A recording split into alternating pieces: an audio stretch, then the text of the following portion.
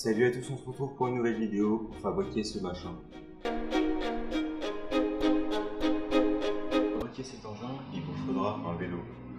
Un vélo enfant, enfin adolescent pour que les roues soient moyennes. Sur ce vélo, il va falloir enlever tout. En soit le démonter, enlever tous les trucs inutiles qui sont en plastique.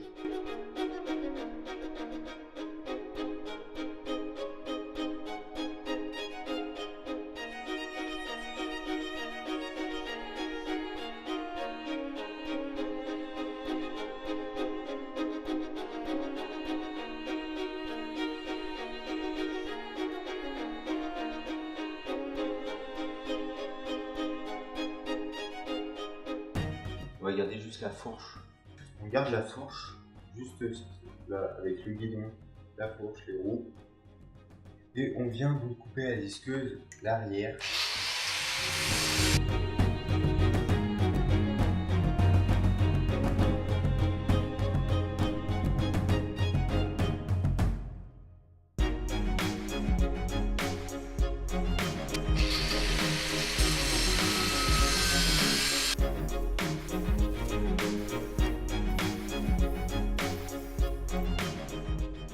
Il faut couper aussi à l'arrière au niveau de la fourche, à la roue arrière, et deux équerres ici, de chaque côté pour bien maintenir la roue après sur le châssis. Après je me suis attaqué au châssis. Du coup le châssis je l'ai fait en V ici et ici, du coup pour ces lignes se regrouper. J'ai fait ces deux barres, celles-ci qui sont soudées ici, parallèles. Je les ai soudées ici. Et j'ai mis deux barres de maintien au milieu avec une transversale pour que le châssis soit bien solide. J'ai soudé sur ces deux barres là, celle-ci donc que j'avais récupérée du vélo. Je suis venu souder directement dessus. Après j'ai mis des renforts ici et de chaque côté. Donc là tout ça s'est renforcé. Après je me suis occupé de la fourche. Du coup pour la fourche, je suis venu souder en faisant une petite coupe en biseau dans ces deux là. Je suis venu renforcer avec une pièce en métal ici, une pièce en métal là, devant, pour être sûr que ça soit bien solide. Et j'ai mis deux barres de maintien ici que j'ai pliées. Du coup une ici, je suis venu souder. Après avec un serre-joint j'ai serré, j'ai soudé ici. Pour que, bien que ça soit solide, là j'ai mis une petite vis pour que ça se bloque de chaque côté. Comme ça je suis sûr qu'il n'y a pas de problème. J'ai par la même occasion installé le frein arrière ici, donc je suis venu souder à la roue et auquel j'ai mis un étrier. J'ai fabriqué une petite pièce en métal que j'ai soudée, qui est reliée. Du coup, on peut freiner la roue comme ceci avec la poignée. J'ai fait parcourir le câble sur le côté ici pour monter jusqu'à là-haut. Après, je me suis attaqué à la fixation du moteur. Je me suis repris deux fois pour le fixer le moteur.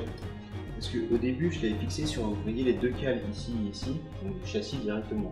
J'avais soudé directement sur les maintiens du châssis, sauf que j'ai galéré avec les forêts, etc. Et du coup, ça donnait des trous qui n'étaient pas droits. Et la chaîne n'était pas assez tendue, parce que du coup, j'avais fait des trous trop en avant. Du coup, j'ai remis par la suite deux équerres ici, qui sont reliées du coup, qui passent de ici, qui sont reliées sur les trois, que je suis venu souder sur les trois parties du châssis là. Sur les trois maintiens du châssis, je vais faire des trous dedans avant pour pouvoir mettre le moteur. Du coup, le moteur il bouge pas, il est légèrement surélevé, légèrement décalé, il est parfait. Après, j'ai mis une barre ici, donc là, le même diamètre que ces deux là, ici, que je vais souder au châssis pour mettre le réservoir. J'ai vissé un petit truc. Je me suis aussitôt occupé de mettre au début un bouton ici que j'ai remplacé par une petite boîte de fabrication maison avec une clé pour pouvoir faire une sécurité. C'est-à-dire que là, quand la clé est enlevée et qu'il est tourné, le courant ne passe pas, donc ce qui fait que le moteur ne peut pas démarrer. Et si j'introduis la clé, là je tourne et là le moteur peut démarrer. En fait, c'est juste un système de porte, enfin de placard là où on tourne. Et c'est une petite lame qui vient se monter et se descendre.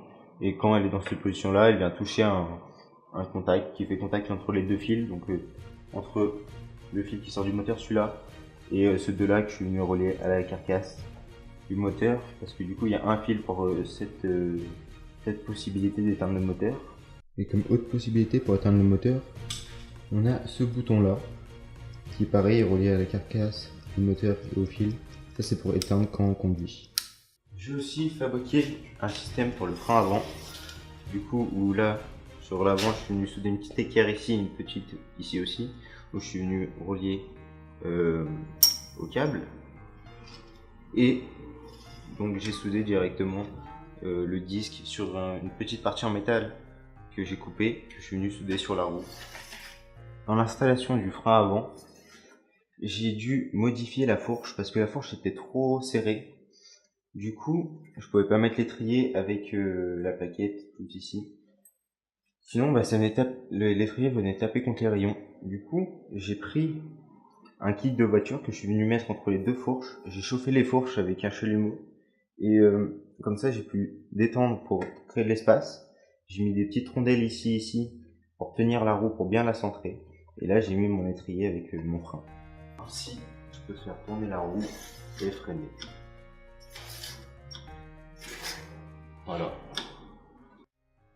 Du coup, j'ai aussi fait l'installation des poignées d'accélérateur, etc. sur le guidon.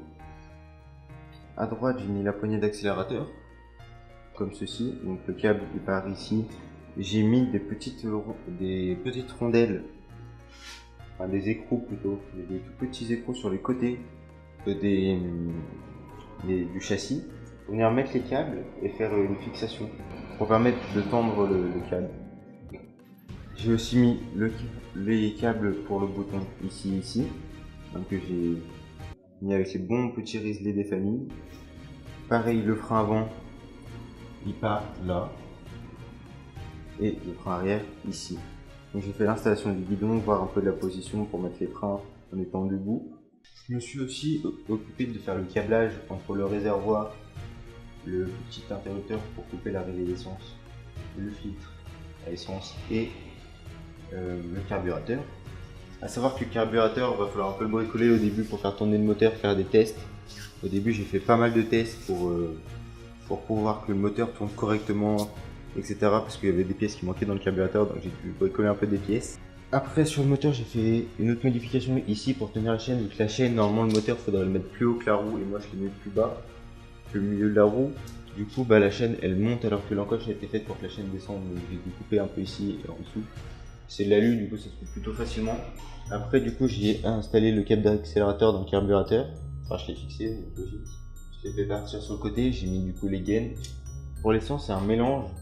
Vu que c'est un moteur de temps, il faut faire un mélange avec de l'huile et de l'essence. On doit faire un mélange de 4%.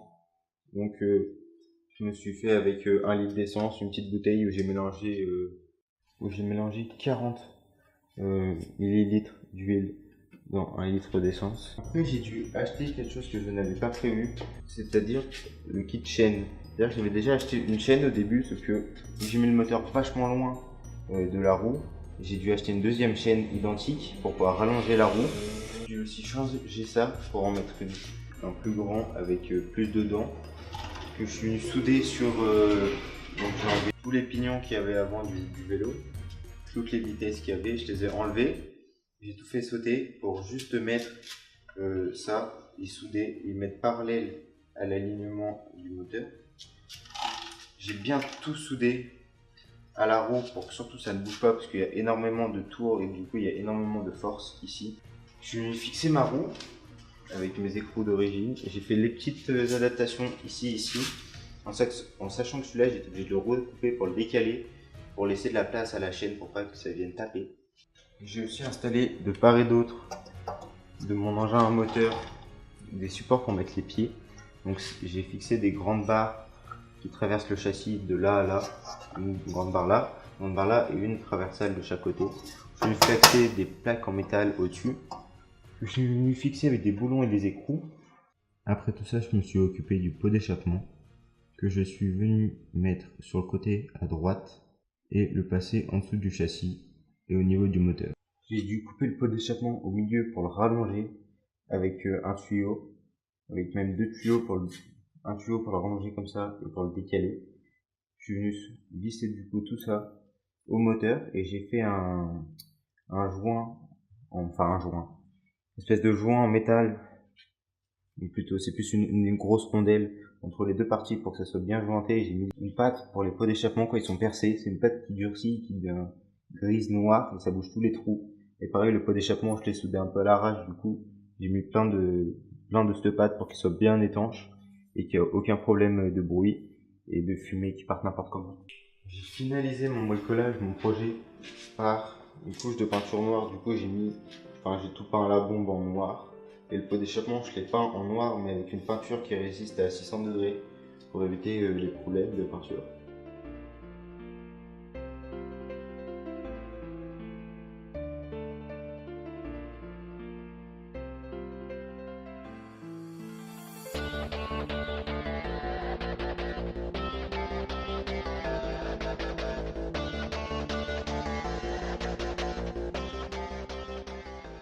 Et après, il ne me reste plus qu'à tester ce truc, cet engin, cette machine incroyable.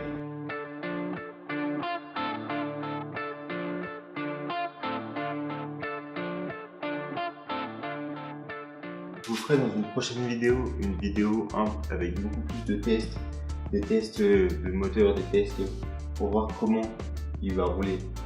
Là, c'était une vidéo pour vous montrer comment le fabriquer, les points un peu, les galères que j'ai eues. Franchement, j'ai eu beaucoup de galères parce que j'avais pas de plan. Du coup, je faisais tout tête, je testais des trucs, j'y faisais, ça marchait pas, des trucs. Après, là, t'ajustes les trucs pour éviter qu'il y ait des angles, tu raffines, tu penses tes soudures, tu fais tout bien. Du coup, ça prend un temps de fou. J'ai fait cette construction. J'espère que ça vous aura plu. Je vous retrouve pour une prochaine vidéo.